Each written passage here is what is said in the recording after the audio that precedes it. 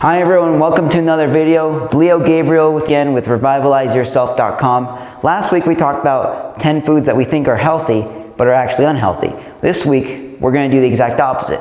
We're going to look into 10 foods that commonly get a bad rap, but they're actually good foods we can incorporate in a balanced diet. Let's begin with none other than butter and cheese.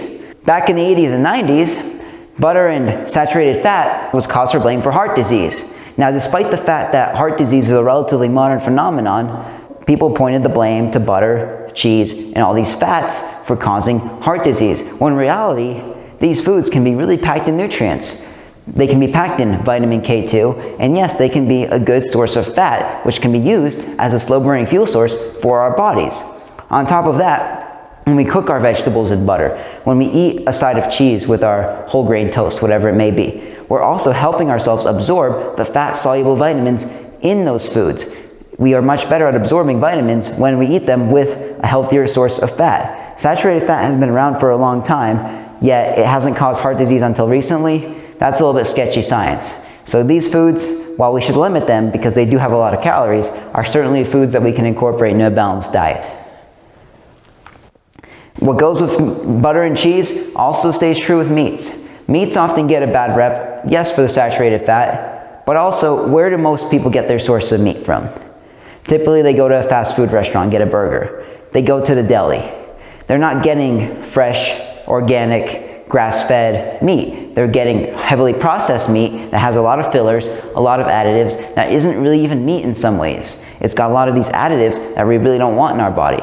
But if you eat actual pure meat straight from the farm, then suddenly you're getting protein. You're getting sources of fat. You're getting sources of protein and all these nutrients, whether it's vitamin K2, whether it's your B12, whether it's your iron, so forth, so on. All these vitamins and minerals, we need them. They are essential for survival. Humans have been eating them for millennia. We absolutely should eat some meat as part of a balanced diet. Do we want to go full carnivore? No, we don't want a heavy protein diet. But we do want to understand that we humans are omnivores. It's totally fine to eat non-processed, good, healthy meat. Eggs. Eggs are commonly blamed for raising your cholesterol because, yes, eggs have a lot of cholesterol. However, science consistently is now showing that when your body gets more cholesterol through its diet, it produces less of it. Our body literally can balance cholesterol. If we eat more of it, it produces less of it. If we're producing less of it and we get more of it, our body's not going to absorb it as much. Our body knows how to conduct a balancing act. So even in studies where people eat 5, 6, even more eggs a day, it still doesn't show a correlation with higher cholesterol. If anything, it gives you a good source of protein to help maintain your muscle mass. It also gives you a source of anti-inflammatory omega-3s, especially if you're getting the free-range organic eggs that actually are being fed real food. Those eggs are full of omega-3s, just like we see in seafood, and those omega-3s will help lower inflammation and actually help us stay away from chronic disease rather than help facilitate it. So, eggs are not bad. Eggs are a great source of protein, and not only that, they're an affordable source of protein. So don't be afraid of them. Another food that gets a bad rep for saturated fat is coconuts. But coconuts are also full of many nutrients. They're full of a lot of antioxidants, so many vitamins and minerals. Like with butter, we can use coconut oil to cook. It's a really stable source of cooking oil because it's a saturated fat, meaning it's not going to break down when we heat it. And also like with butter, when we add coconut to our greens, when we add it to our foods, we're going to absorb the fat-soluble vitamins in those foods much better, and those foods are going to digest slower because of the added fat content, giving us a more steady stream of energy rather than the sugar crash that comes when we eat a lot of starch. And then chocolate. Chocolate is loaded with all these antioxidants. It's loaded with so many nutrients. Aside from coffee, chocolate is one of the richest sources of antioxidants. It's got tons of vitamins and minerals. It has tons of benefits. It gets its bad rep because what are we often eating with chocolate? Typically, if you're like most people, you're not eating a chocolate bar that's 95% cacao. You're probably eating something that's more milk chocolate, something that's closer to 35% actual chocolate. So when you're adding a ton of sugar and additives to your chocolate, well, that's when it becomes bad for you. However, if you're eating pure dark chocolate, chocolate, which is at least 75, if not 80 or more % cacao, you're actually getting a very good source of nutrition and also another source of healthy fat. Another great place where you can include healthy fat in our diet. Don't want to avoid fat, as we keep talking about. We want to keep fat in our diet, and chocolate's a really good source of fat. Animal fats.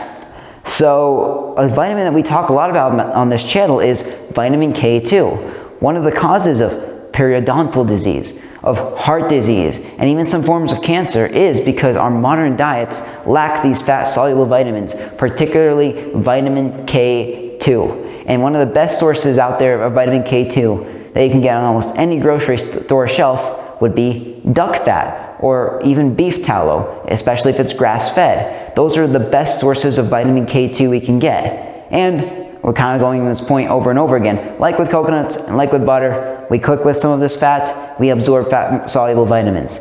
That is not something to be feared. Animal fats are not going to give us a heart attack. If anything, they can help save us from a heart attack because of the vitamins and minerals that they provide. Calories make you fat. The fat doesn't make you fat. Now another talked about one is spicy foods. You hear a lot of people, they'll say, well, it burns my tongue, it burns my stomach, it burns my esophagus. I feel it's literally destroying me alive. Well, spicy food in that way is actually a lot like salt. What spicy food does is it gives you this false sense of pain because of a chemical within those spicy foods called capsaicin. Capsaicin is a chemical that bonds to your tongue and bonds to other parts of your GI tract and gives you the false sense that that part of your body or that part of your GI tract is on fire. However, it's not actually on fire, obviously. It's just giving your body a false sense of being on fire. A lot of people think that it causes ulcers, it causes intestinal problems, it causes problems in our GI tract, it damages our mouth. While it doesn't facilitate that damage and it doesn't make damage that already exists any worse, it could rather point out such damages. Think about it like pouring salt on a wound. If you pour salt on a wound, it's going to burn. But does that mean the salt itself caused that wound? Is the salt itself the problem? No. And it's the same with spicy food. If you have ulcers, if you have problems in your GI tract, you're going to feel spicy food a lot more. But the spicy food itself is not damaging you. All these spicy foods, they're incredibly rich in antioxidants. They're rich in vitamins A, C, so many other nutrients. Spices are a great source of antioxidants and nutrients, and you should absolutely do whatever you can to include some of them in your diet. Another one that's also a spice is cinnamon. Cinnamon is it's like almost a superfood.